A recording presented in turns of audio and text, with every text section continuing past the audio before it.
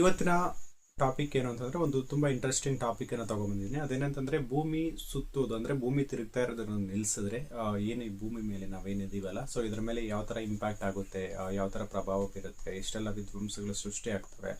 ಈಗ ಭೂಮಿ ತಿರುಗೋದ್ರಿಂದ ಹಗಲು ರಾತ್ರಿ ಉಂಟಾಗ್ತಿರೋದು ಆಗಿರ್ಬೋದು, ಮತ್ತೆ ವಿಂಟರ್ ಸೀಸನ್ಗಳಾಗ್ತಿರೋದು, ಮಳೆಗಳ ಅಥವಾ ಚಳಿಗಳಾಗ್ತಿರೋದು, ಈ ತರ ಎಲ್ಲ ಸುಮಾರಷ್ಟು ವಾತಾವರಣದಲ್ಲಿ ಬದಲಾವಣೆಗಳನ್ನ ಕಾಣ್ತಾ ಇರೋದು. ಏನಕ್ಕಂತಂದ್ರೆ ಭೂಮಿ ತಿರುಗ್ತಾ ಇರೋದ್ರಿಂದ, ಭೂಮಿ ಅಷ್ಟು ಅಷ್ಟು ಸ್ಪೀಡಾಗಿ ತಿರುಗ್ತಾ ಇದ್ರು ನಮ್ಗೆ ಏನಕ್ಕೆ ಅದು ಭಾಸ ಆಗೋದಿಲ್ಲ, ಅಂದ್ರೆ ನಾವು ಭೂಮಿ ಮೇಲೆ ಇದ್ರು ಭೂಮಿ ತಿರುಗ್ತಾ ಇದ್ರೆ ನಮ್ಗೇನು ಗೊತ್ತಾಗೋದಿಲ್ಲ ಅನ್ನೋದ್ರ ಬಗ್ಗೆ. ಅಂಡ್ ಈ ತಿರುಗೋದನ್ನ ನಿಲ್ಲಿಸಿದ್ರೆ, ಭೂಮಿ ತಿರುಗೋದು ನಿಂತರೆ ಏನಾಗುತ್ತೆ ಅನ್ನೋದ್ರ ಬಗ್ಗೆ ಈ ವಿಡಿಯೋದಲ್ಲಿ ತಿಳಿಸೋ ಪ್ರಯತ್ನವನ್ನು ಮಾಡ್ತೀನಿ. ಇದರಿಂದ ಹ್ಯೂಮನ್ ಲೈಫ್ ಏನು ಇದೆ, ಏನ್ ಜೀವಿಸ್ತಾ ಇದೆ, ಇದ್ರ ಮೇಲೆ ಎಷ್ಟು ಇಂಪ್ಯಾಕ್ಟ್ ಆಗುತ್ತೆ ಅನ್ನೋದ್ರ ಬಗ್ಗೆ, ಸೊ ಎಷ್ಟು ವಿಧ್ವಂಸಗಳಾಗುತ್ತೆ ನೈಸರ್ಗಿಕವಾಗಿ ಇಲ್ಲೆಲ್ಲ ಅನ್ನೋದ್ರ ಬಗ್ಗೆ ಈ ವಿಡಿಯೋದಲ್ಲಿ ಕಂಪ್ಲೀಟ್ ಆಗಿ ತಿಳಿಸೋ ಪ್ರಯತ್ನವನ್ನು ಮಾಡ್ತೀನಿ. ಅದಕ್ಕೋಸ್ಕರ ವಿಡಿಯೋನೆಲ್ಲ ಸ್ಕಿಪ್ ಮಾಡದೆ ಕೊನೆ ತನಕ ನೋಡಿ ಅಂತ ರಿಕ್ವೆಸ್ಟ್ ಮಾಡ್ಕೊಳ್ತಾ ಬನ್ನಿ ವಿಡಿಯೋನ ಸ್ಟಾರ್ಟ್ ಮಾಡೋಣ. ಭೂಮಿ ಅನ್ನೋದು ತಿರುಗ್ತಾ ಇರುತ್ತೆ ಎನಿ ಟೈಮ್ ಅನ್ನೋದು ನಮ್ಗೆ ಗೊತ್ತಿರ್ತಕ್ಕಂಥ ವಿಚಾರ. ಭೂಮಿ ಅನ್ನೋದು ಪಶ್ಚಿಮದಿಂದ ಪೂರ್ವಕ್ಕೆ ತಿರುಗುತ್ತೆ, ಅಂದ್ರೆ ಪಶ್ಚಿಮ ದಿಕ್ಕಿನಿಂದ ಪೂರ್ವ ದಿಕ್ಕಿಗೆ ತನ್ನೊಟ್ಟಿಗೆ ತಾನು ತಿರುಗುತ್ತೆ. ಅಂದ್ರೆ ಅದು ಭೂಮಿ ತನ್ನ ಸುತ್ತ ತಾನು ತಿರುಗುತ್ತಾ ಅದೇ ರೀತಿ ರೊಟೇಟ್ ಆಗ್ತಾ ಸೂರ್ಯನನ್ನು ಕೂಡ ಸುತ್ತು ನಮ್ಗೆ ಗೊತ್ತಿರ್ತಕ್ಕಂಥ ವಿಚಾರ ಅನ್ನೋದು. ಅಂಡ್ ಈ ಸ್ಪೀಡ್ ಏನಿರುತ್ತೆ, ಭೂಮಿ ಏನ್ ತಿರುಗುತ್ತಲ್ಲ ತನ್ನ ಸುತ್ತ ತಾನು ಏನ್ ಸ್ಪೀಡ್ ತಿರುಗುತ್ತೆ, ಅದು ಬಂದ್ಬಿಟ್ಟು ಪರ್ ಅವರ್ಗೆ 1670 ಸುಮಾರಷ್ಟು ಸ್ಪೀಡ್ ಅಲ್ಲಿ, ಅಪ್ರಾಕ್ಸಿಮೇಟ್ಲಿ ಅಷ್ಟು ಸ್ಪೀಡ್ ಅಲ್ಲಿ ರೊಟೇಟ್ ಆಗುತ್ತೆ. ಅಂದ್ರೆ ಈಕ್ವೇಟರ್ ಅಲ್ಲಿ ಈ ಸ್ಪೀಡ್ ಅನ್ನೋದು ಜಾಸ್ತಿ ಆಗುತ್ತೆ. ಇನ್ ಸಮಾಜ ಭಾರಜಕ ವೃತ್ತ ಅನ್ನೋದು ಏನಿರುತ್ತಲ್ಲ ಸೆಂಟರ್ ಪಾಯಿಂಟ್, ಸೊ ಅಲ್ಲಿ ಈ ಸ್ಪೀಡ್ ಅನ್ನೋದು ಜಾಸ್ತಿ ಇರುತ್ತೆ. ಅಂಡ್ ಅದೇ ರೀತಿ ಧ್ರುವ ಪ್ರದೇಶಗಳ ಕಡೆಗೆ ಹೋಗ್ತಾ ಇರೋದಂದ್ರೆ ಆ ಸ್ಪೀಡ್ ಅನ್ನೋದು ಸ್ವಲ್ಪ ಕಡಿಮೆ ಆಗುತ್ತೆ. ಅಂಡ್ ನಾವು ಅವರೇಜ್ ಆಗಿ ಅಪ್ರಾಕ್ಸಿಮೇಟ್ ಆಗಿ ಹೇಳ್ಬೇಕು ಅಂತಂದ್ರೆ 1670 ಕಿಲೋಮೀಟರ್ ಸ್ಪೀಡ್ ಅಲ್ಲಿ ಭೂಮಿ ಅನ್ನೋದು ತಿರುಗ್ತಾ ಇರುತ್ತೆ. ಇಷ್ಟು ಸ್ಪೀಡ್ ಅಲ್ಲಿ ತಿರುಗ್ತಾ ಇದ್ರು ಭೂಮಿ, ನಮ್ಗೆ ಅದು ಫೀಲ್ ಆಗೋದಿಲ್ಲ ಏನಕ್ಕೆ ಅಂತ ಕೂಡ ಈ ವಿಡಿಯೋದಲ್ಲಿ ತಿಳಿಸೋ ಪ್ರಯತ್ನ ಮಾಡ್ತೀನಿ. ಅಂಡ್ ತನ್ನ ಸುತ್ತ ತಾನು ತಿರುಗ್ತಾ ಅದೇ ರೀತಿ ಭೂಮಿ ಅನ್ನೋದು ಸೂರ್ಯನ ಸುತ್ತ ಕೂಡ ತಿರುಗ್ತಾ ಇರುತ್ತೆ. ಸೊ ಭೂಮಿ ಒಂದೇ ಅಲ್ಲ, ಏನು ಸೌರವ್ಯೂಹದಲ್ಲಿ ಯಾವೆಲ್ಲ ಗ್ರಹಗಳಿದಾವೆ ಎಲ್ಲ ಗ್ರಹಗಳು ತನ್ನ ಸುತ್ತ ತಾನು ತಿರುಗ್ತಾನೆ ಇರ್ತವೆ. ಭೂಮಿ ಏನ್ ರೊಟೇಟಿಂಗ್ ಸ್ಪೀಡ್ ನಾನು ಹೇಳಿದ್ನಲ್ಲ, ಇದು ತುಂಬಾ ಇನ್ನೂ ಸ್ಪೀಡ್ ಆಗಿತ್ತು. ಅಂದ್ರೆ ಸುಮಾರು 1000 ವರ್ಷಗಳ ಹಿಂದೆ ನಾವು ನೋಡೋದಾದ್ರೆ ಈಗೇನೋ ಒಂದು ದಿವಸಕ್ಕೆ 24 ಗಂಟೆ ಏನಿತ್ತಲ್ಲ ಅದು 18 ಗಂಟೆ ಇತ್ತು. ಈಗ ನಮ್ಗೇನು ಕೃತಕ ಗ್ರಹವಾಗಿ ಏನು ಉಪಗ್ರಹ ಏನು ಚಂದ್ರ ಇದನ್ನಲ್ಲ, ಚಂದ್ರನ ಗುರುತ್ವಾಕರ್ಷಣೆಯಿಂದ ಭೂಮಿ ಸ್ಪೀಡ್ ಅನ್ನೋದು ಕೂಡ ಇಂಪ್ಯಾಕ್ಟ್ ಆಗ್ತಾ ಇದೆ.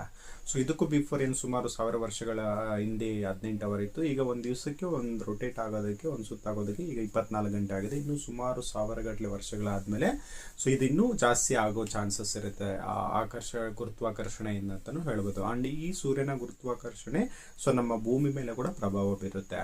ಈ ಗುರುತ್ವಾಕರ್ಷಣೆಯಿಂದ ಸಮುದ್ರದಲ್ಲಿ, ಸಾಗರಗಳಲ್ಲಿ ಅತಿ ಹೆಚ್ಚು ದೊಡ್ಡ ದೊಡ್ಡ ಹಳೆಗಳು ಉಂಟಾಗೋದನ್ನ ಕೂಡ ನಾವು ಕಾಣಬಹುದಾಗಿದೆ.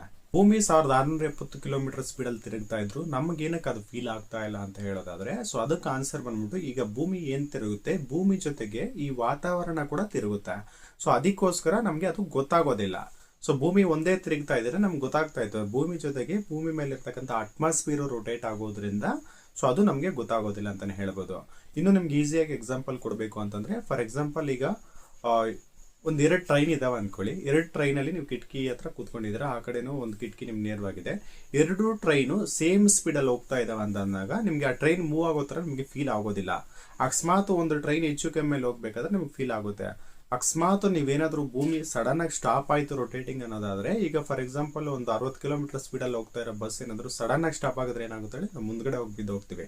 ಸೊ ಅದೇ ರೀತಿ ಭೂಮಿ ಏನಾದ್ರು ಸಡನ್ ಆಗಿ 1670 ಕಿಲೋಮೀಟರ್ ಸ್ಪೀಡ್ ಅಲ್ಲಿ ಹೋಗ್ತಾ ಇರೋದು ಸಡನ್ ಆಗಿ ಏನಾದ್ರು ಸ್ಟಾಪ್ ಆಯ್ತು ಅಂತಂದ್ರೆ, ಈಗೇನು ಸುನಾಮಿ ಬಂದ ಗಾಳಿ ಏನು ವಿಂಡ್ಸ್ ಬಂದು ಹೊಡ್ಕೊಂಡು ಹೋಗ್ತಾವಲ್ಲ, ಅಷ್ಟು ಸ್ಪೀಡ್ ಅಲ್ಲಿ ನಾವು ಪಶ್ಚಿಮ ದಿಕ್ಕಿಗೆ ಹೊಡ್ಕೊಂಡು ಹೋಗ್ತೀವಿ. ಏನು ಭೂಮಿ ರೊಟೇಟ್ ಆಗ್ತಾ ಇರುತ್ತಲ್ಲ, ಸೊ ಆ ಡೈರೆಕ್ಷನ್ ಅಲ್ಲಿ ಹೋಗ್ಬಿಡ್ತೀವಿ.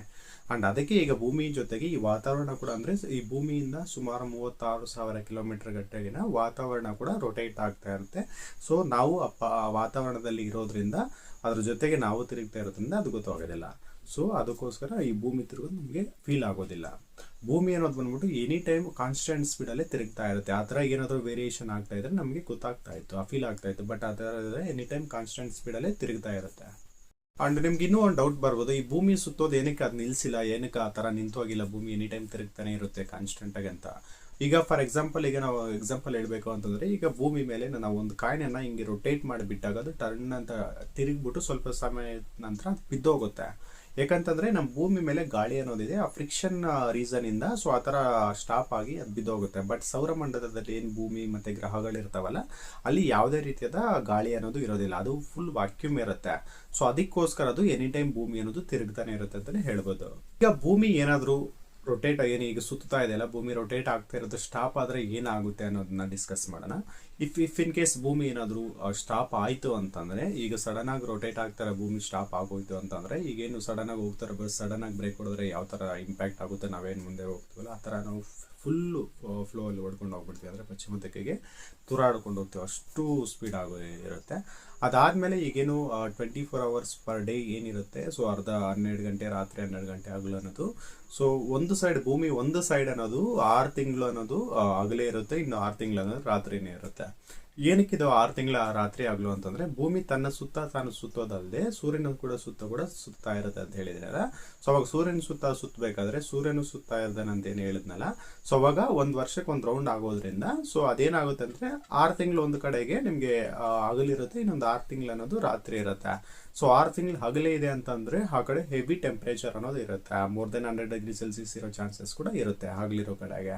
ಸೊ ಅದು ಹ್ಯೂಮನ್ ಬೀಯಿಂಗ್ ಬದುಕೋದಕ್ಕೆ ತುಂಬಾ ಕಷ್ಟ ಇರುತ್ತೆ, ನಾವು ಏನಾದರೂ ಬೆಳೆಗಳು ಮಾಡಬೇಕಾದ್ರೂ ಕಷ್ಟ ಇರುತ್ತೆ. 100° ಅಂತ ಹೇಳಿದ್ರೇನೆ ಅದು ಬಾಯ್ಲಿಂಗ್ ಟೆಂಪರೇಚರ್. ನೀರು ಅನ್ನೋದು ಕುದೀತಾ ಇದೆ ಅಂತಂದ್ರೆ ಎಷ್ಟು ಟೆಂಪರೇಚರ್ ಇರುತ್ತೋ ಅಷ್ಟು ಟೆಂಪರೇಚರ್ 100° ಅಂತಂದ್ರೆ.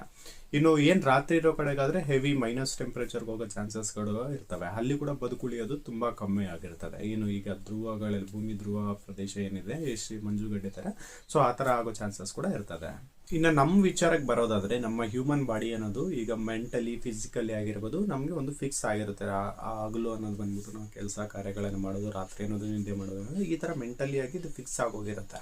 ಈ ಥರ ಏನಾದರೂ 6 ತಿಂಗಳು ಹಗಲು 6 ತಿಂಗಳು ನೈಟ್ ಅನ್ನೋದು ಏನಿದೆ ಅಂದರೆ ಹ್ಯೂಮನ್ ಬಾಡಿ ಅನ್ನೋದು ಸಪೋರ್ಟ್ ಮಾಡೋದಿಲ್ಲ, ಅಲ್ಲಿ ಹಾರ್ಮೋನ್ಗಳಲ್ಲಿ ಇಂಬ್ಯಾಲೆನ್ಸ್ ಆಗಲಿಕ್ಕೆ ಸ್ಟಾರ್ಟ್ ಆಗುತ್ತೆ. ಆ ಒಂದು ಈ ಥರ ಆದಾಗ ಏನಾಗುತ್ತೆ, ಮೆಂಟಲಿ ಫಿಸಿಕಲಿ ಈ ಥರ ಆದಾಗ ಏನಾಗುತ್ತೆ, ಹ್ಯೂಮನ್ ಬೀಯಿಂಗ್ ಅನ್ನೋದು ಬದುಕೋದು ಕೂಡ ಕಷ್ಟ ಆಗ್ಬಿಡುತ್ತೆ. ಇಫ್ ಇನ್ ಕೇಸ್ ಅರ್ತ್ ಏನಾದರೂ ಸ್ಟಾಪ್ ಮಾಡ್ತು ರೊಟೇಟಿಂಗ್ ಅಂತಂದರೆ ಇಷ್ಟೆಲ್ಲ ಕಾನ್ಸಿಕ್ವೆನ್ಸಸ್ಗಳಾಗ್ತವೆ, ಇಷ್ಟೆಲ್ಲ ಏನು ವಾತಾವರಣದಲ್ಲಿ ಇಂಪ್ಯಾಕ್ಟ್ ಆಗುತ್ತೆ. ಆ್ಯಂಡ್ ಹ್ಯೂಮನ್ ಬೀಯಿಂಗ್ ನಾವು ಏನು ಬದುಕೋದಕ್ಕೂ ಕೂಡ ತುಂಬ ಕಷ್ಟ ಆಗುತ್ತೆ ಅಂತಲೇ ಹೇಳ್ಬೋದು. ಇದಿಷ್ಟು ಭೂಮಿ ತಿರುಗ್ತಾ ಇರುತ್ತೆ ಏನಾದರೂ ನಿಂತರೆ ಏನಾಗುತ್ತೆ ಅನ್ನೋದ್ರ ಬಗೆಗಿನ ಮಾಹಿತಿ ಆಗಿತ್ತು. ಈ ಮಾಹಿತಿ ನಿಮ್ಗೆ ಏನಾದರೂ ಇಷ್ಟ ಆಗಿದ್ರೆ ವಿಡಿಯೋಗೆ ಒಂದು ಲೈಕ್ ಮಾಡಿ, ನಿಮ್ಮ ಸ್ನೇಹಿತರಿಗೆ ಶೇರ್ ಮಾಡಿ. ಇಂತಹ ಮತ್ತಷ್ಟು ಇಂಟ್ರೆಸ್ಟಿಂಗ್ ವಿಚಾರಗಳಿಗೋಸ್ಕರ ಕ್ರಿಯೇಟಿವ್ ಕೋದಂಡ ಚಾನಲ್ಗೆ ಸಬ್ಸ್ಕ್ರೈಬ್ ಮಾಡ್ಕೊಳ್ಳಿ. ಧನ್ಯವಾದಗಳು ಸ್ನೇಹಿತರೆ.